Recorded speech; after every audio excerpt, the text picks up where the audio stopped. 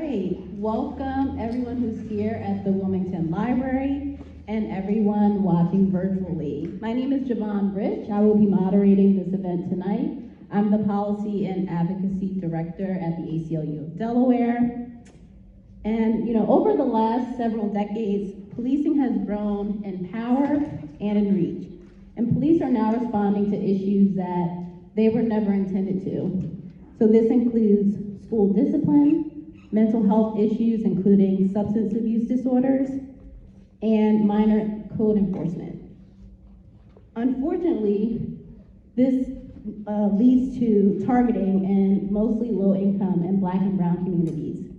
So tonight we'll be talking about that, as well as how we can keep communities safe. So first, I'm gonna let you know who the panelists are, and then we're gonna go down the line and allow each one of them to talk a little bit more about themselves. Each person here has multiple roles, but I'm just gonna highlight at least two of them, and once we pass the mic, you can talk a little bit more about yourself. Tonight we have Haneef Salaam, starting at the far end. Haneef is the Campaign for Smart Justice Manager. Next, we have Alex Vitale.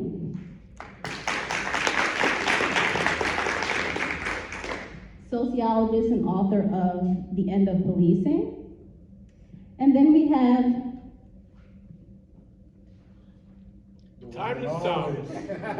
We have Daron, Timeless Swann. And I had to take a pause. I had to take a pause because I've called him Daron one time. I'm like, wait, that is not it. It is Daron. But I also call him Timeless a lot, so I'll be referring to Timeless as Timeless tonight. That's right. Timeless is a smart justice ambassador and local community leader. So first, we have Haneef, who's going to talk a little bit more about his role as a Campaign for Smart Justice Manager and policing here in Delaware.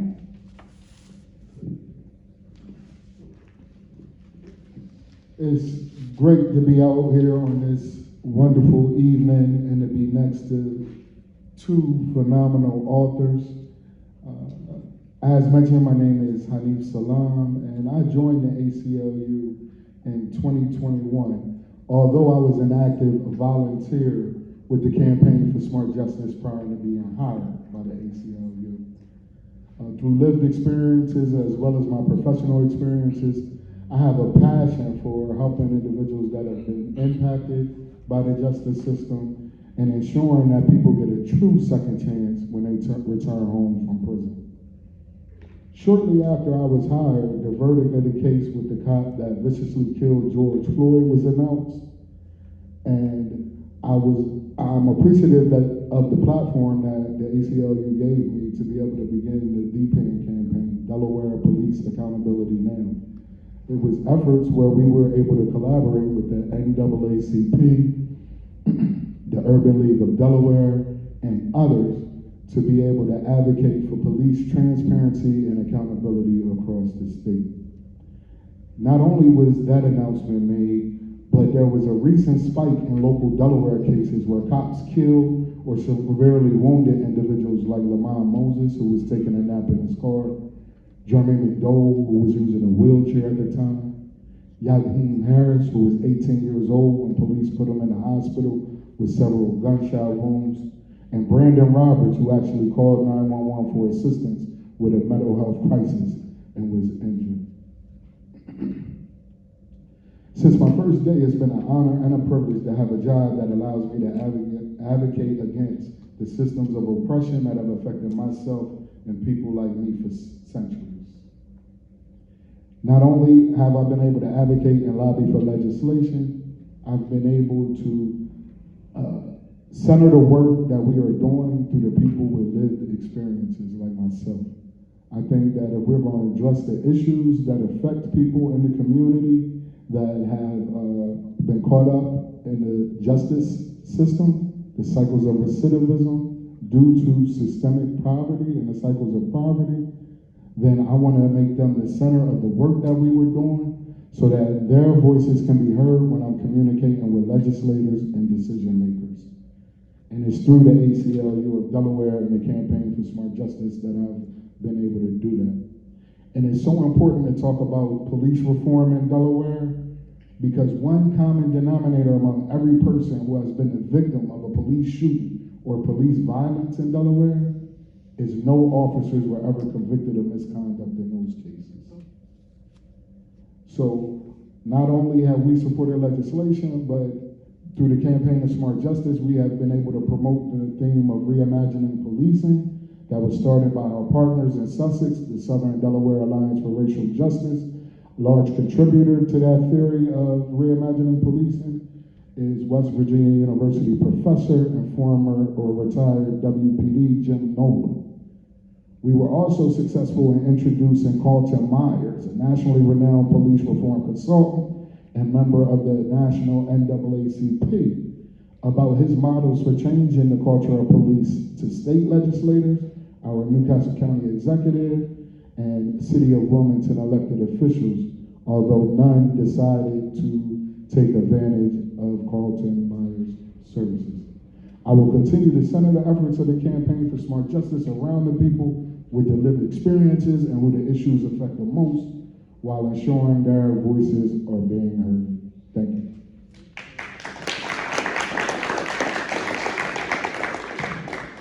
Thank you so much, Haneef.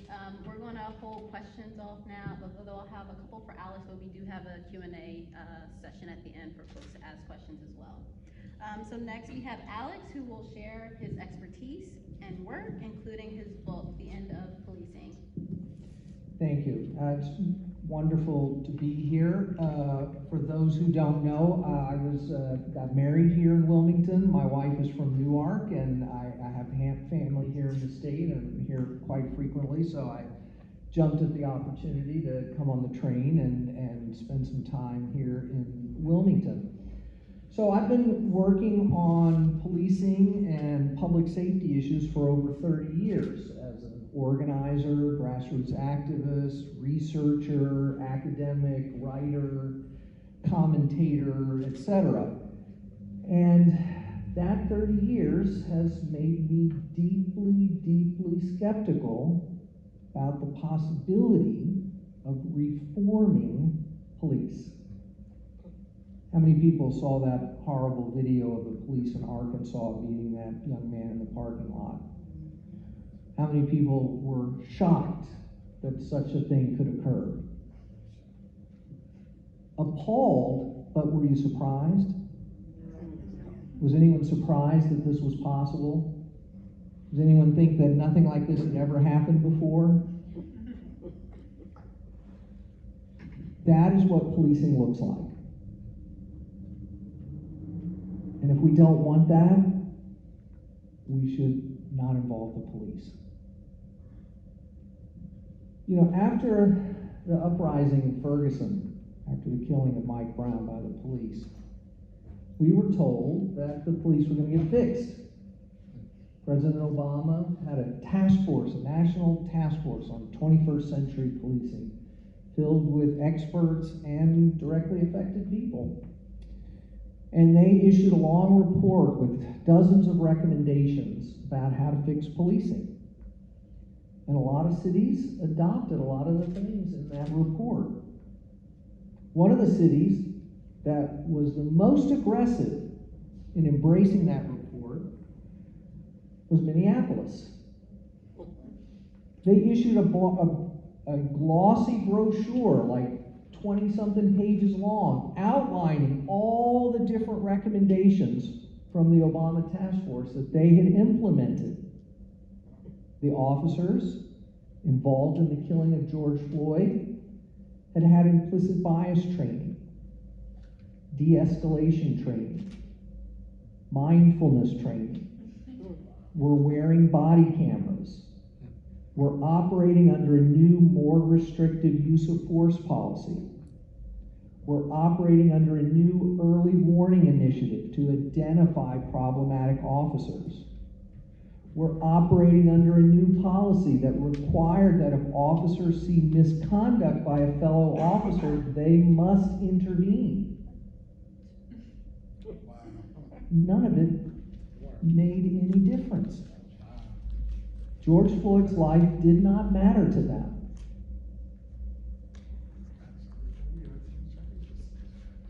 I mean, first they told us implicit bias was going to fix policing. If we just get together with the community and talk about the history of racism in policing and remind officers about their unintentional, unconscious, implicit bias, that this would reduce the racial disparities in policing of arrests and violence and death. Doesn't work. It has never worked. It can't possibly work. First of all, we have a problem of explicit racism in American policing. It's not all hidden and unconscious and unintentional. When we look for it, we find it. We got gangs operating, white supremacist gangs operating inside police departments. When we look at the chat boards, when we look at the Facebook pages, we see explicit racism. When we listen to the statements of police union leaders, we hear explicit racism. This is not unconscious bias. But the problem's even worse than that. Because we got a lot of police departments in this country where a majority of the officers are non-white, where the leadership is non-white. Take Philadelphia. Does anyone want to use Philadelphia as a model of perfect policing? No. Have they solved the racism problem over in Philadelphia? No. No one on the north side of Philadelphia is dancing around in the streets about how great the policing is there because they have a black police chief. Because the problems of racism are not about individual discretionary decision making. It's about the decision to call certain kinds of social problems crime and then say that the solution to those problems is to send people with guns. And this is really the heart of the problem here. Do we send people with guns when banks redline communities, when they engage in predatory lending practices? Do we send people with guns when corporations pollute the environment, steal our land?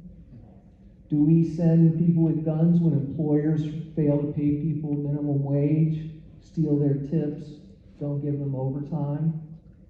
Do we send people with guns when landlords cheat people out of their homes? No. But those harms are actually much worse than anything we call street crime. The value of stolen wages, stolen by employers, is 5 times the value of all types of property crime put together. And has a devastating impact on low-income communities of color, because they're the most likely to be at-will hourly employees with no bargaining rights, no union, and no protections. But instead of focusing on those harms, we say, well, certain harm, the problem of those communities, in quotes, right, is that they're all violent criminals, and the only thing they understand is to send violence workers to control them. And then the police say, why are you complaining about racial disparities? We just go where all the crime is. But that's because they defined crime as the behavior that happens in these neighborhoods that have been systematically exploited, disinvested in, subjected to austerity, denied opportunities. It's a self-fulfilling prophecy.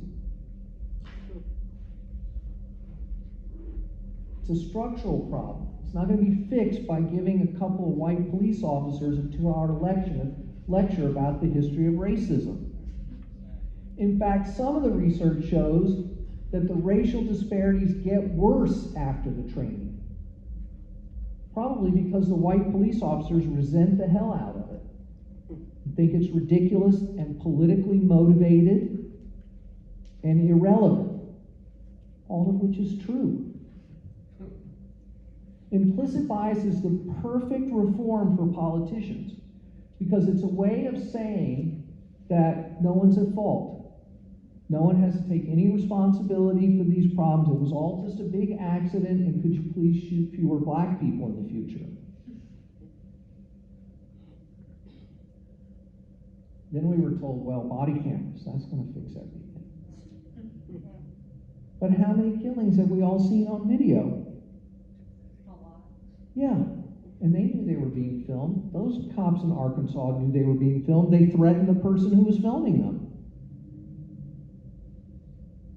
George Floyd, Eric Garner, didn't make any difference. And we have actual empirical research, we've done studies, we've done experimental studies. It doesn't work. It's not changing the behavior of police in any meaningful way. It's not reducing the violence, but it's increasing the surveillance. Now they use the body camera footage as evidence. They did a big study in DC, and they found it didn't do anything to make policing better, but the chief of police in DC said, that's all right, we're going to give them to everyone because we use them for evidence collection. Now we got it on camera that you were doing whatever we said you were doing. So it's just expanded police power. So what do we do?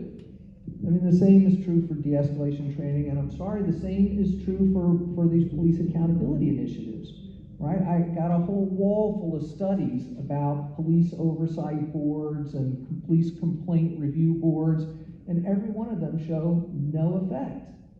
It does not change policing.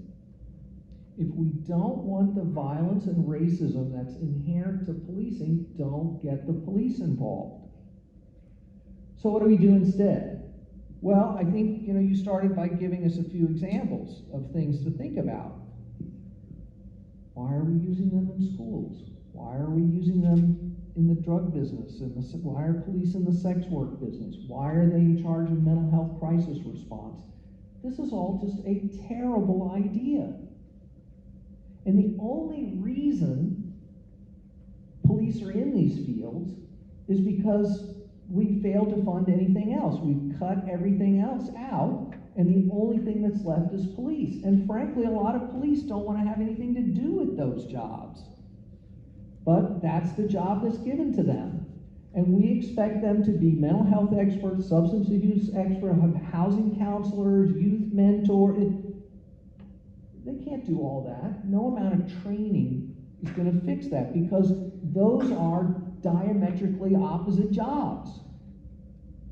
You can't one day be in charge of intimidating gang members and on the other day mentoring our youth. Those are opposite jobs. Right? So when the officer does something terrible and says, well, that was the training, that's usually right. That's what the training was. They're taught to be violence workers.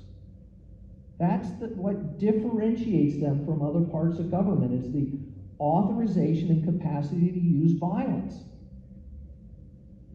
And then we say we're going to put them in charge of our young people.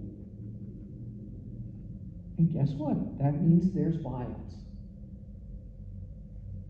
And the solution to that is not to make them nicer and friendlier and to have them be mentors to our children.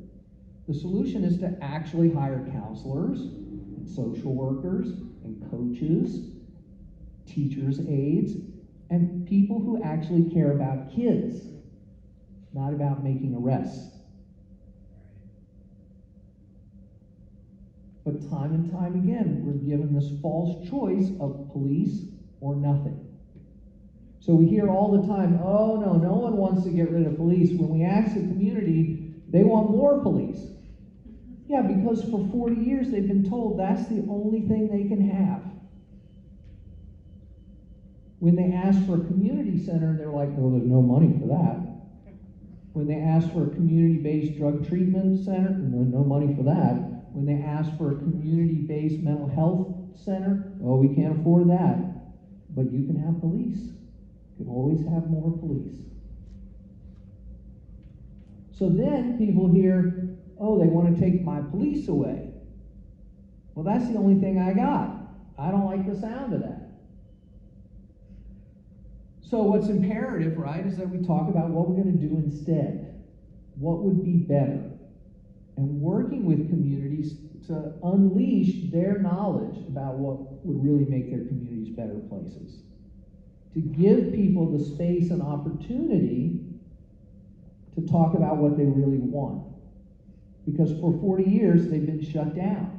They've been told, we don't want to hear that. You can either have police or you can have nothing. And we just can't accept that anymore. And that's the moment we're in right now. That's the moment we've been in for the last few years, right? Is this understanding that police reform does not work. The police have killed more people this year than they have in the last decade. Despite years and years and millions of dollars for police reform, they keep killing us. Where's the change? I don't see it. And I'm in about 25 cities a year talking to people, doing this work. It's not working. We need to get the police out of our lives in as many ways as we possibly can and replace them with something better. And that means that we have to direct our political energy on core questions of budget priorities. Where is the money going? In Uvalde, Texas, 45% of the municipal budget went to policing. It's a town of about 30,000 people. They had a police SWAT team. They had a school police force. They had a private security force for the schools. They had a massive border patrol center with its own SWAT team, and they couldn't save a single life. When are we going to figure out that these are not the right strategies?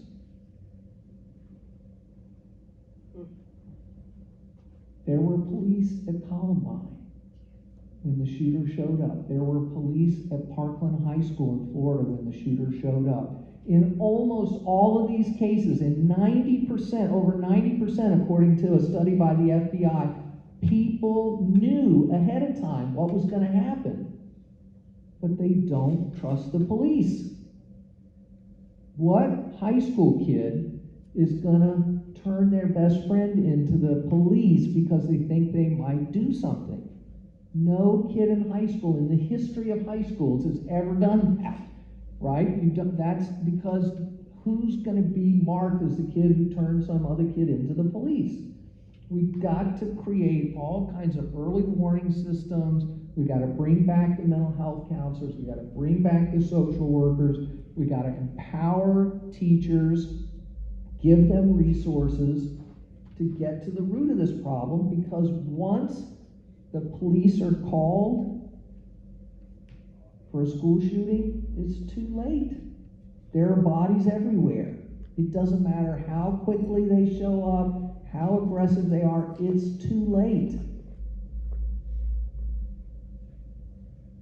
We need better solutions. Thank you.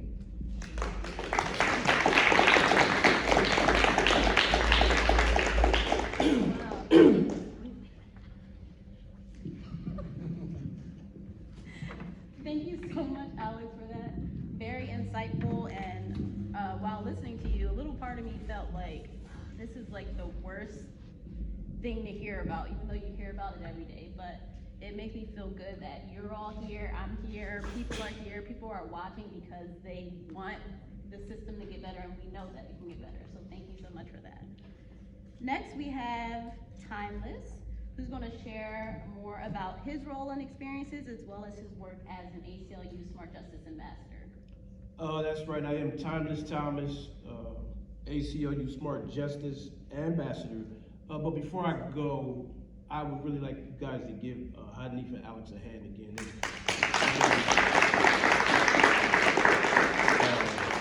I actually learned some stuff just now sitting here with Alex. That was very enlightening. Yeah, I'm the lived experience for sure. I'm the host of the local radio station, 95.3 FM. It's a Black platform. It's Wilmington's only Black radio, but which means I reach the community often. I'm in quite a few organizations, the Lions Club, that's an international service group, so I'm always in the community, boots on the ground, and not to mention, I'm a Smart Justice Ambassador under the leadership of Haneef Salaam for the ACLU.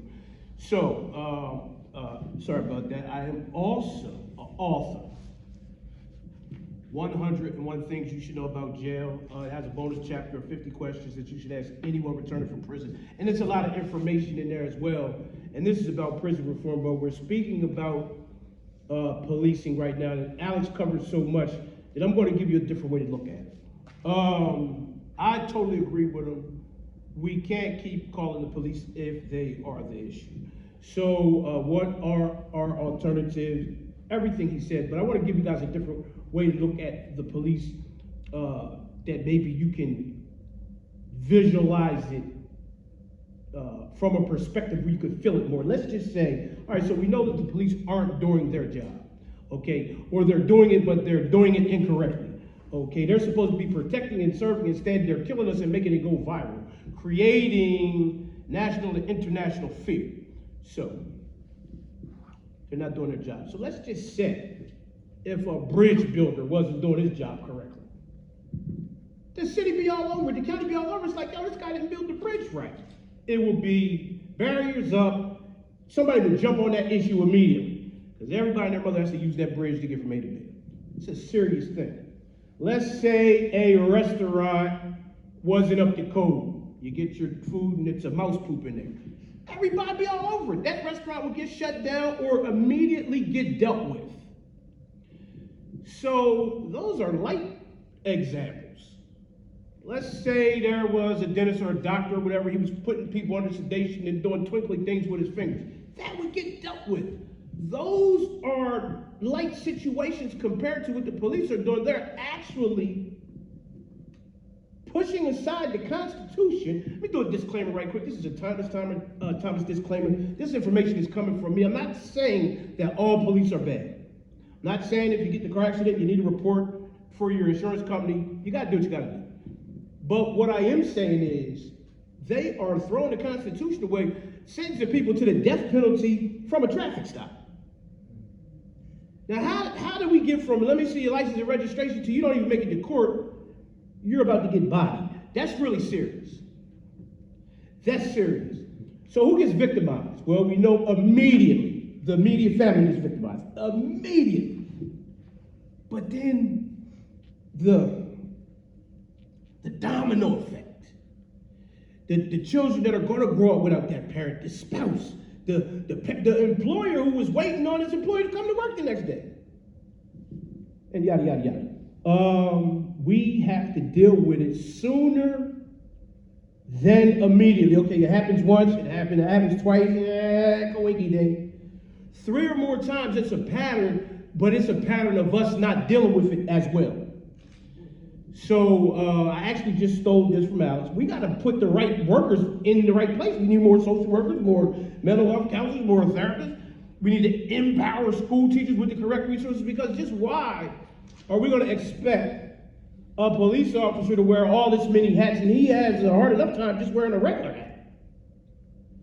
So yeah, we got to redirect the funds immediately, and I think we've been brainwashed into a culture where 911 is going to be our best friend. Call the police, call the police, call the police. I think we need to unlearn that. That's been harmful, not just statistically, but that's been harmful personally. I know this sister right here. Her brother was murdered by the police with no justice coming behind, no accountability coming behind. That's real serious stuff. Somebody got to wear that for the rest of their life. And she's just one of thousands. And then, as technology would have it, there will be resources and cameras everywhere. And just regular people. It's more than the lady who caught Rodney King. Everybody's got a camera now. And it goes viral. And here's the crazy part about it. It'll go viral Tuesday, and Wednesday it will be old because something new will happen by Wednesday that went viral along the same lines of mass ignorance. So I know this book's going to have some stuff in it based on what you just said. We got some answers. We got something to go on now. We got something to go on now. So these are the campaigns we could begin initiating, because it's like he said, the police reform thingy, that's been going on right here, there, and everywhere, and there's statistics showing absolutely nothing. The same thing that's in the center of a hula hoop. Nothing. So we got to change our approach. Because it's your babies and mine. They're really killing younger people. We have the mental capacity to know to make it from the police stop. We know we got to conduct ourselves because he's probably disgruntled anyway, having a bad day for whatever reason. We're going to make it home. But it's the babies mostly that they're killing. And then guess what? Those babies are the leaders of the new school. There will be no new school if they never make it. Can I get a hand for any of this stuff? I'm trying.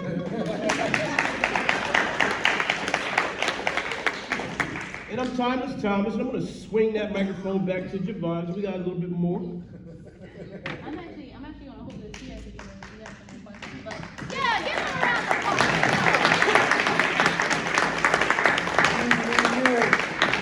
of applause. So before we open it up for Q&A, I do have a couple of questions for the panelists. The first question is open for Timeless and Haneef to answer.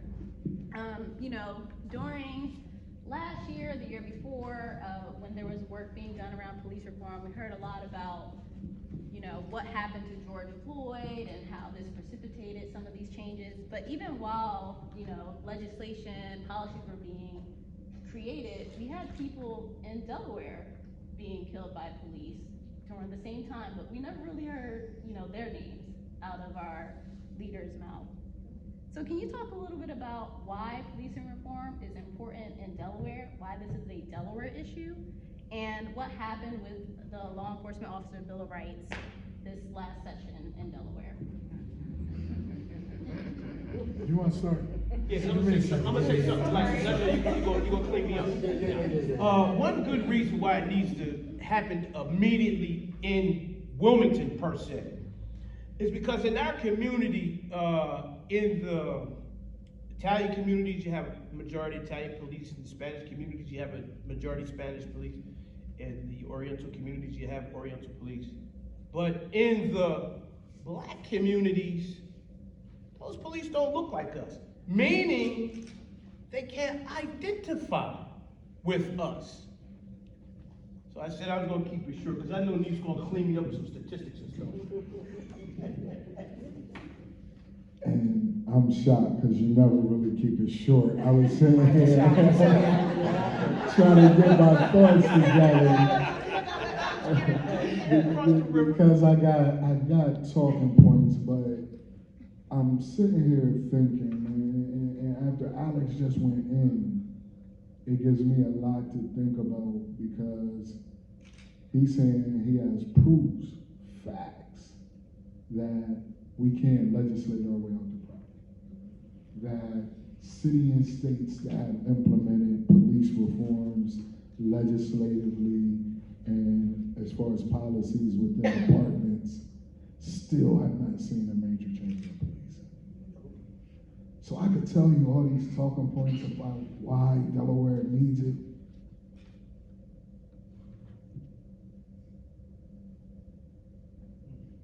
Take your time, bro. I know it's emotional. I know it's emotional to you, man. This shit passes the work you do. Take your time. But Delaware need it because people across our state shouldn't be scared of the police.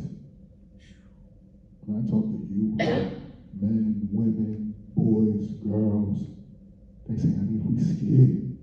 We don't talk to them anyway. We don't even want to see them. That should not be. Police reform should be necessary in Delaware because of people like Keandra Dover, who've been advocating since 2015 for a brother that got killed. We need police reform in Delaware for people Lakeisha Nix, who wanted to be a community advocate but couldn't handle the fact that she had to relive her brother's murder every day that she comes out and advocates for change. We need to reform police in Delaware because cities like Wilmington that I grew up in has suffered from a lack of resources for decades. And so that's why we need to reform Delaware and Leavenworth. My efforts last year was focused on, I got myself together, SB 149, which was going to bring about police accountability and transparency. And we were going to do this through legislation. But once law enforcement leaders and police unions advocated against it, the sponsor, who had all good intentions, I respect the sponsor for introducing the bill, but she chose to amend the bill. And the amendments to that bill took away the power for the community to oversee the police and have input on hiring and firing decisions. The amendments from the bill took away the ability for police to be transparent and kept the cloud of secrecy open for police that engage in misconduct. So therefore, community advocates spoke up against the amended version of the bill, and it was tabled. And as I rethink my police reform efforts, because Delaware Police Accountability Now is still a thriving campaign, I have to read this book and see how I'll implement some of these suggestions in my campaign work. But that's why we need to reform policing in Delaware.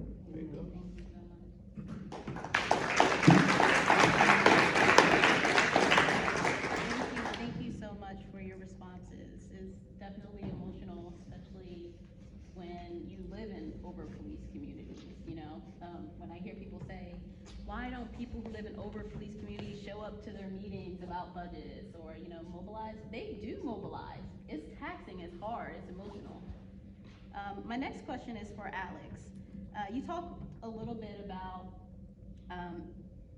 budgeting and investing in what I think are pro-social policies and programs. Can you talk a little bit about what other cities and states are doing in this arena and where has it been the most successful? Let me just step back a little bit, because I have some powerful stuff to think about here. And you built this amazing campaign here. You created a community of people, you developed these voices, you're developing political power, and that has got to be the way to move forward here, right? But we all have to constantly assess, is this the right agenda? Are these the right demands? Are we, but that doesn't take anything away from the power that you're building, right? So between 1.5% of all people killed by police are having a mental health crisis. And the solution to that is not hiring police officers that look like us. That's not the solution to that, nor is giving them more training or new technology. The solution to that is to quit sending them. They should have nothing to do with it. Thankfully, this is one idea that is gaining a lot of traction. Every day, another city is announcing the creation of a non-police mental health crisis unit. So one of the ones that's been around a little bit longer is in Denver. It's called the STAR program. It's integrated into the 911 system. So you've got police, but you also have fire and EMS, and now you have the crisis team. So we don't necessarily have to get rid of 911. We have to make 911 more expansive so that it's not so limited. So they're diverting huge numbers of 911 calls. Things that the police used to go on.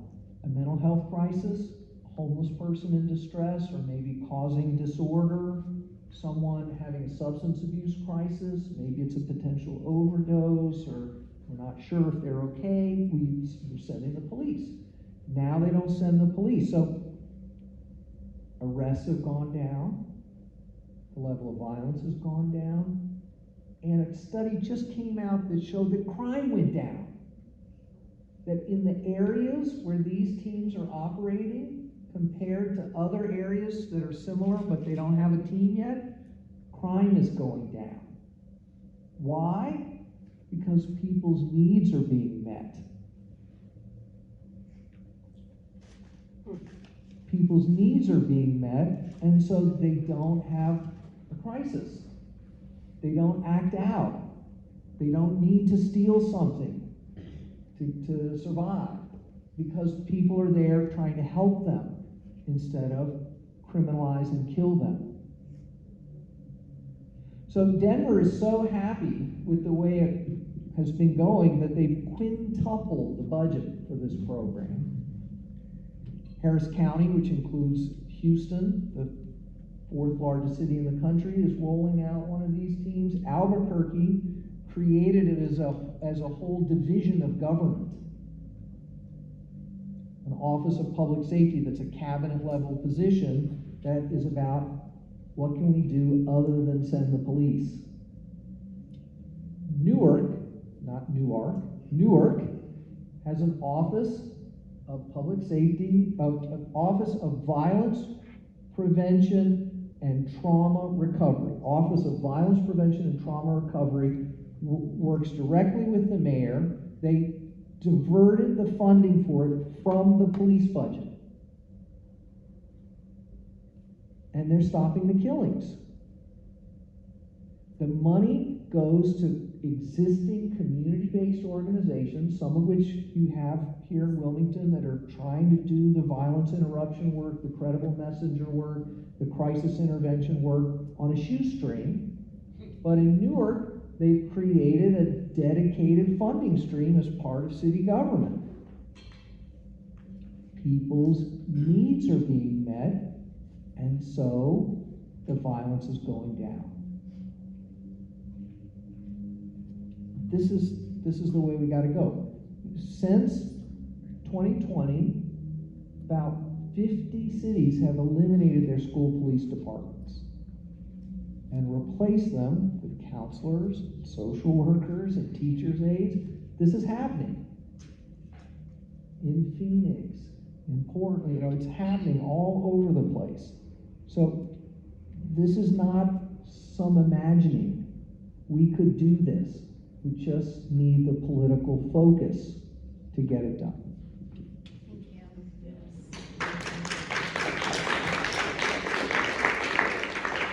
So now we're going to open it up for questions. If you have a question and you're in the further back rows, if you could just step forward a little bit to make sure folks can hear you. Are there any questions? Well, One. yeah, I have a question. I'm sorry I came in late, so we might have to even talk about this. But I was just wondering exactly in the process, who were the ones that you worked with to initiate getting those, the risk team or whatever? Oh, okay. To actually go out. What steps did you take in order to make that a possibility, and then to make it happen? So in those, I do work with some local legislators on some of these initiatives. I personally didn't work on any of the ones that I mentioned. So different kinds of coalitions and power blocks have come together in different cities to try to push these things through. Now, what it has looked like to me is that there needs to be one or more people on the city council, in government, who are sympathetic to this idea and who make it their priority. And then have the backing of the community and the pressure of the community. And because you don't necessarily have to have a majority of the city council, is what I found. Because one city council member can kind of gum up the works and say, I'm not gonna go along with the budget unless I get this. And this year, this is a crisis intervention team. And then next year, it's funding for violence reduction. Next year, right? And with this community backing, right? And so it's just part of the give and take of the budgetary process, not the legislative process. And this can happen at the local level and at the state level. The school policing thing has been a little different. That has really been about parents, teachers, and students building coalitions saying, we don't want this in our schools anymore. And then sometimes in combination with some sympathetic school board members. So I think we need that relationship with elected officials. We don't need all of them. We shouldn't be naive about who our friends are, but we do need to have some relationship with them in combination with our community-based movements. What was your, excuse me, what was your, where did the most resistance come from? Well, I think, as you heard, right, police unions. Police unions are one of the major sources of problem here. They both want to protect their jobs, but also they are the home of the most conservative, right-wing, and racist politics in the country. So it's not just about saving jobs, it's about a worldview that says those people only understand nightsticks and guns. And they don't need care, compassion, solidarity. They need control, coercion, and violence. And we have to call bullshit on that. Right? These politicians who go around getting the endorsements from these police unions saying, well, I just take endorsements from all city unions. I'm happy, I support workers. No. Endorsements and money from those unions are disqualifying. You cannot be our friend anymore if you're taking that money or that political support, because that comes with strings that undermine every other thing we're trying to do. And so I think it has to be at the center of any conversation about what politicians we endorse. If you're taking police money, then you're out. I don't care what else you've done for us in the past, this is disqualifying. Yeah, we have a question over here. Hi, my name's Jonathan Tate. I'm one of the co-chairs for the Delaware Democratic Socialists of America chapter, and actually wanted to thank Professor Vitale for reaching out to me through the chapter account, letting me know about this event, and thanks for coming down to Delaware. I would listen. Everything that you've said on this panel and on this stage, I agree with, and I could lay effusive praise on all three of these gentlemen for hours. But that being said, I didn't.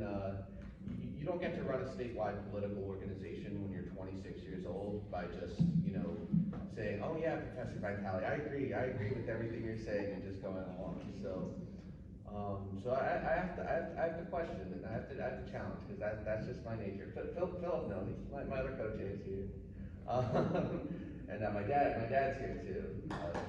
He certainly knows. So when you talk about your book, The End of Policing, how can policing fully come to an end when you have evil in the world?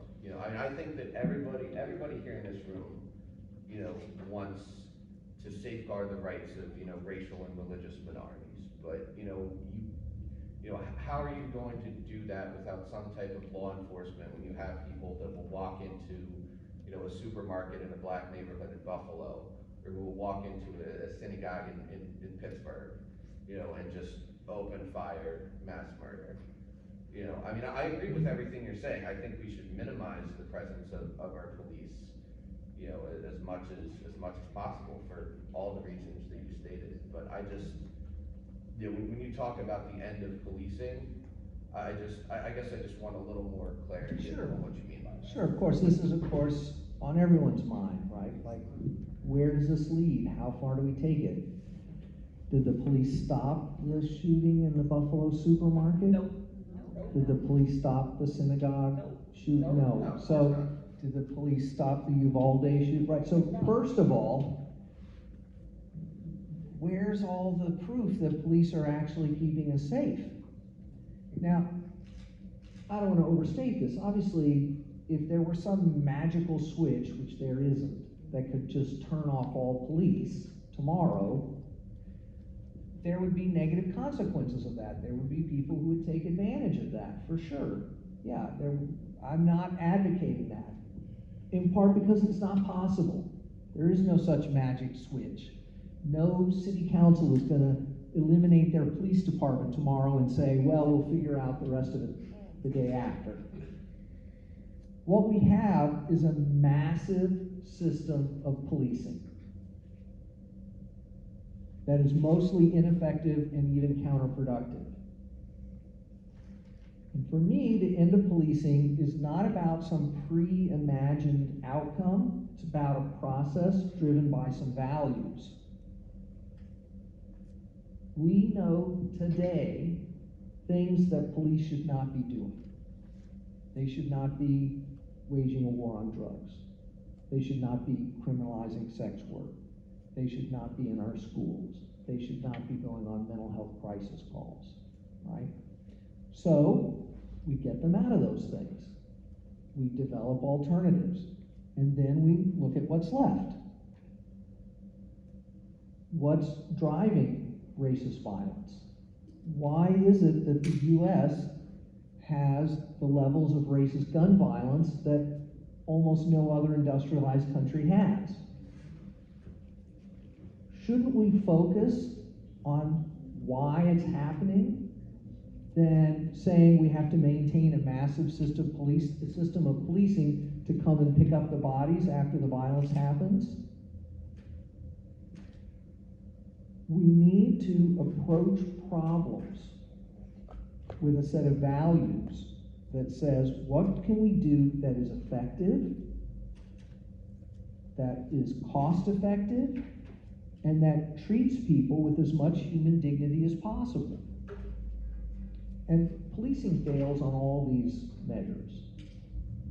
How do we create logics of care and compassion and solidarity? How do we build social justice? How do we overcome deep inequalities?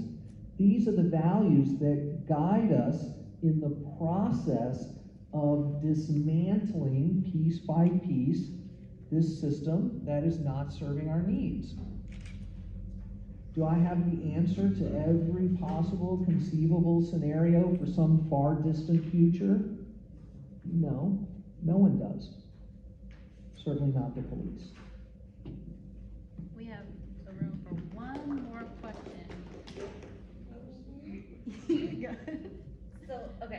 So my question to Alex, our city, it's a kind of unique city, right? So very small city, very big city problems. Our city has a $176 million budget. Our police department receives $63 million of that. Last year, the police department's budget was increased by $2.3 million, where the city's budget was increased by 4.1. And then, when you bring up the FOP, it's the second largest collective bargaining group in the state. How do we fight that? Because the FOP has stopped every single thing we have ever tried to put in place to make policing better in this state. How do we go up against a gang that is federally backed? So each city is unique, and I can't tell you the 6-point plan for what's going to fix Wilmington or Delaware. I can give you a few things to think about, and just like I can't tell you what is the right mental health program and what it is that the schools need, people here have to figure that out. But I think I gave you a few things to think about earlier, right? Is that politicians have gotten a pass for cozying up to police power? How many people, how many politicians who claim to be your friends are also getting money and support from the police unions? Okay, well, there's a start right there. There's a start right there. Just say, we're not doing that anymore. No money, no endorsements, no get out the vote operation until you divest from policing in your own campaign. And you say, look, policing is racist. Not individual police officers necessarily, but the institution of policing is racist. And we're an anti-racist organization, and so we cannot support you anymore if you're getting support from a racist institution. It's that simple. We just have to say no to that. Yeah, please. And to that point, I just want to plug votedelaware.org so that you can be an informed candidate. We will have a primary election in Delaware on September the 13th, and there are Senate and House of Representatives seats available. So check out votedelaware.org. You can check out surveys around smart justice and other ACLU issues. You can see what candidates are answering the surveys, including candidates that don't have a challenger, because it was sent to them as well. And you can be informed on where elected officials stand on these issues in Delaware, and make sure that you use your power to vote to support candidates that will support investing into the resources we need. And I think Panelists have one more remark to make. And it's only 8 o'clock. I'm happy to take some more questions if others are. Okay. No, I was just shouting out that organization is the Blue Klux Klan. But I know Haneef had a question. She had a question over there. Yes, yes. It's not a question, but it's more of observation. You all three have brought forth some very good information, and you also have given me hope that we're not in a hopeless dilemma. Okay? There's work that needs to be done, and we all need to, yes, be together, but we need to find our place in it. Because I can't do what you do, but I can do. So I'm appreciative to have a son that's in this arena, because it's always been a concern of mine as to why, and I'm going with him, Haneef is my son,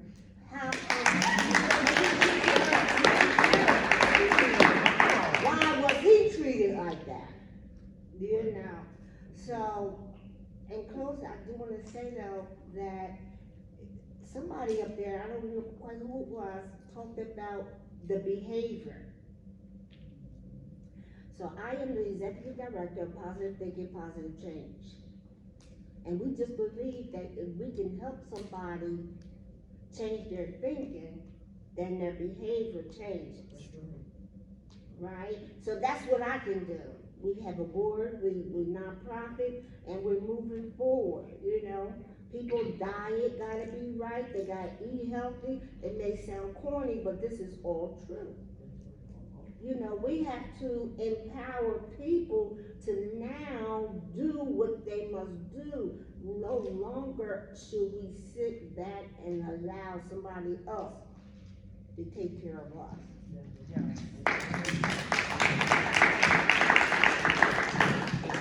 If we're gonna win the things that we need to win, we're gonna have to be in this struggle for the long haul, and we have to take care of ourselves and each other to build that power. Otherwise, we're gonna burn out, we're gonna fall apart. So, yeah, I think that's so important. Pick it up off the house.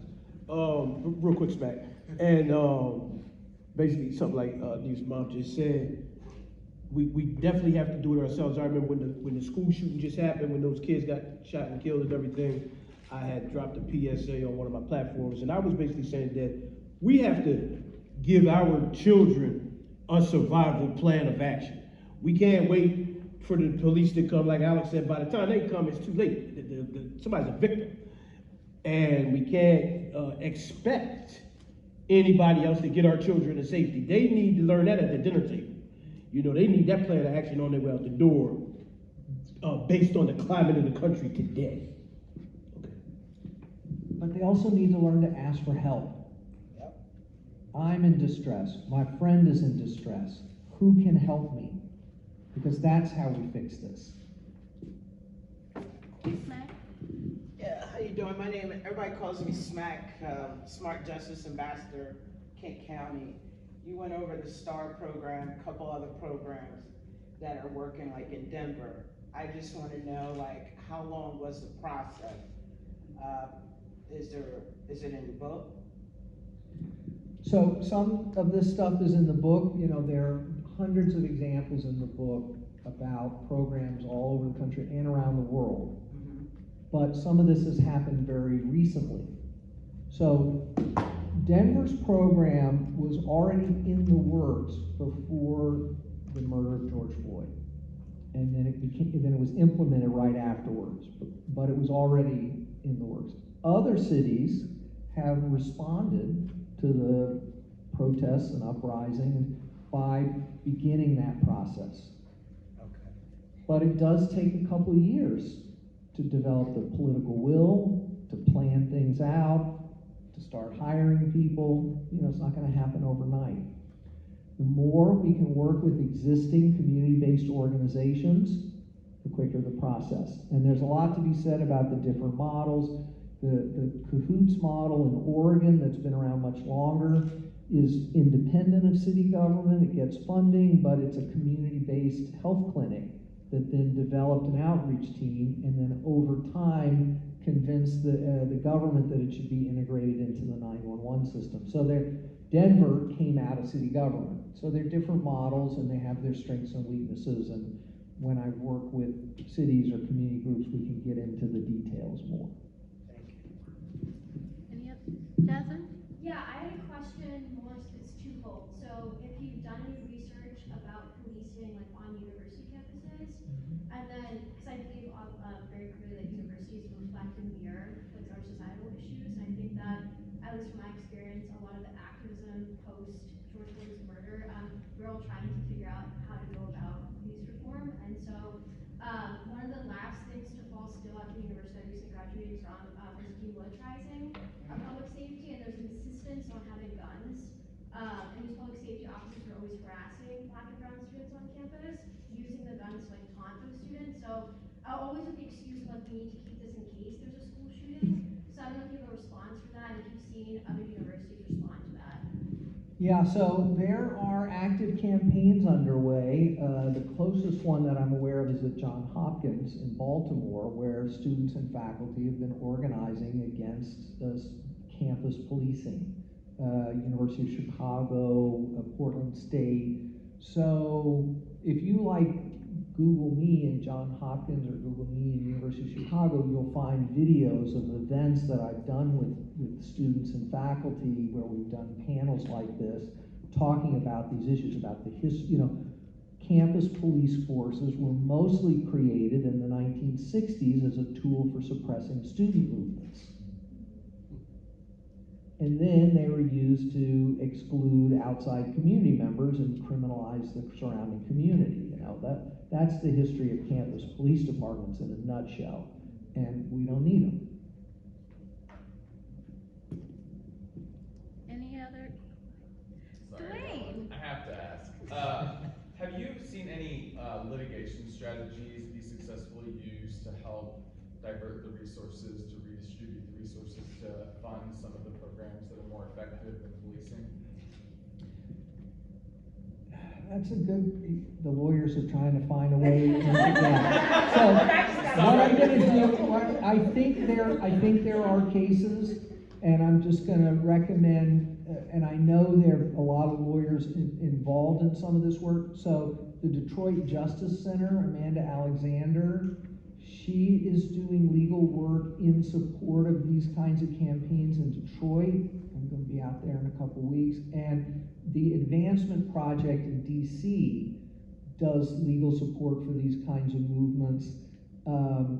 The Arch City Defenders in St. Louis are doing tremendous work around the Close the Workhouse campaign there and other efforts to redirect police spending.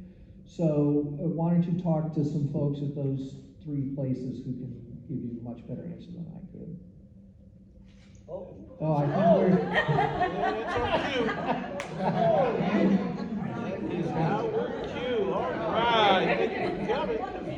All right, we have the space. It's okay. Some It's we'll okay, mix up with the everybody. lights, but they're not kicking us out It's yet. automatic, it's okay, y'all. Because I'm gonna stick around for a minute and sign copies of books if people want or whatever, so that was just a little mistake. I think there was one more. Yeah. Okay. Just really quick, just because, so with the STAR program, I know when they started out, it was a like $210,000 grant for like 6 months or something Yeah. like that. How did they go from grant funded, like zero city support to being a city supported, city funded program of It like worked. $4 million? It worked. Gotcha. It worked. It saved them, it saved the city money, it saved lives, it works. We just need to do the experimentation, the investments, but behind you also is someone. I guess in criminal justice advocacy work, and then also understanding that there's nothing you can do to reform the police. The institution is functioning as designed. We need to be ending. How do you reconcile knowing these things while also wanting to feel like things like abolishing the law enforcement officers' bill of rights and other sorts of things we consider reforms, but then knowing that the data shows that you can give everybody the training all day long, you can give everybody cameras, and nothing changes the behavior. So like I have a hard time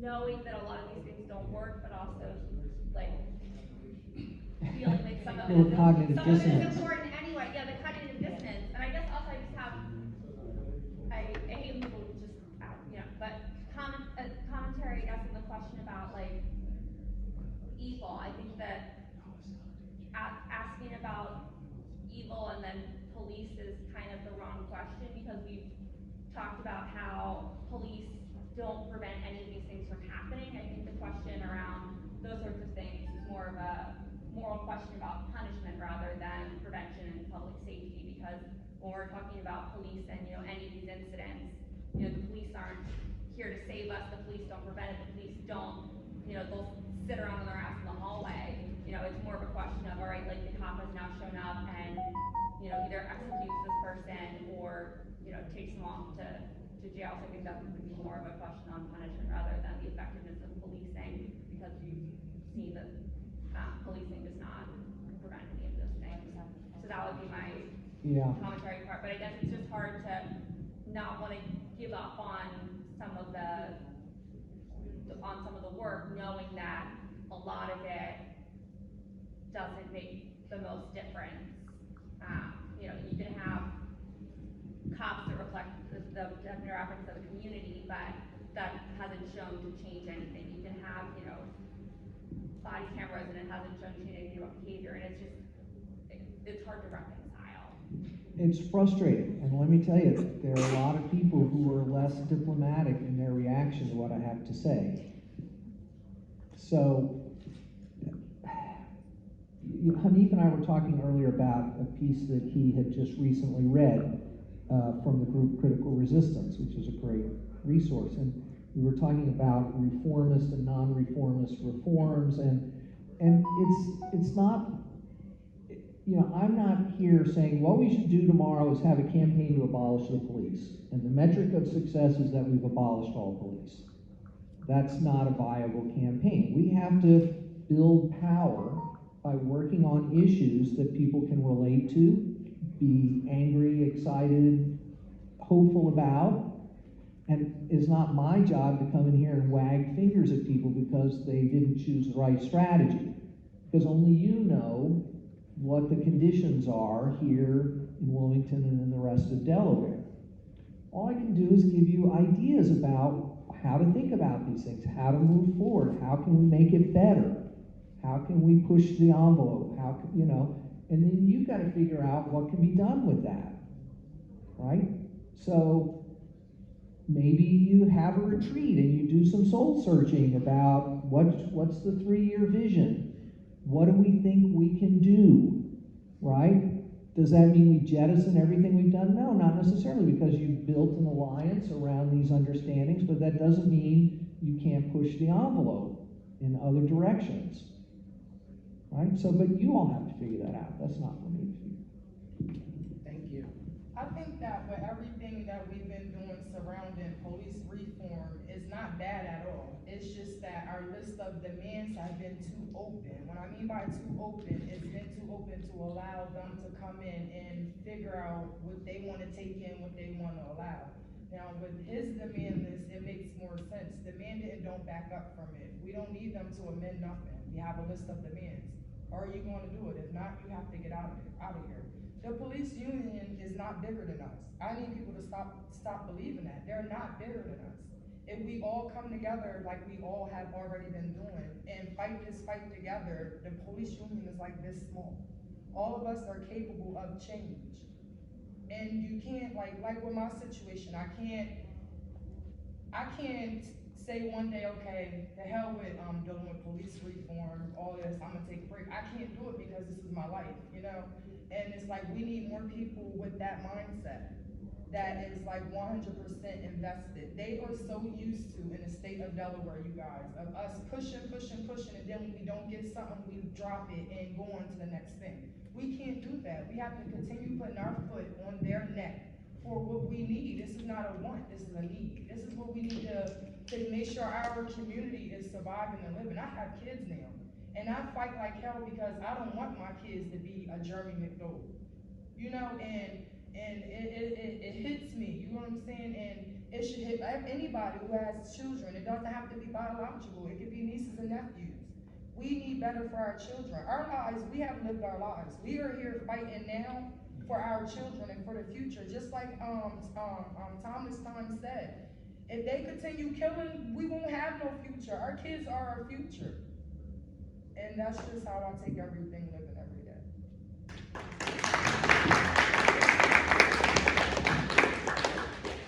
You know, one thing that I've seen people do as part of a kind of pivoting, right, is instead of talking about reimagining policing, they try to talk about reimagining public safety.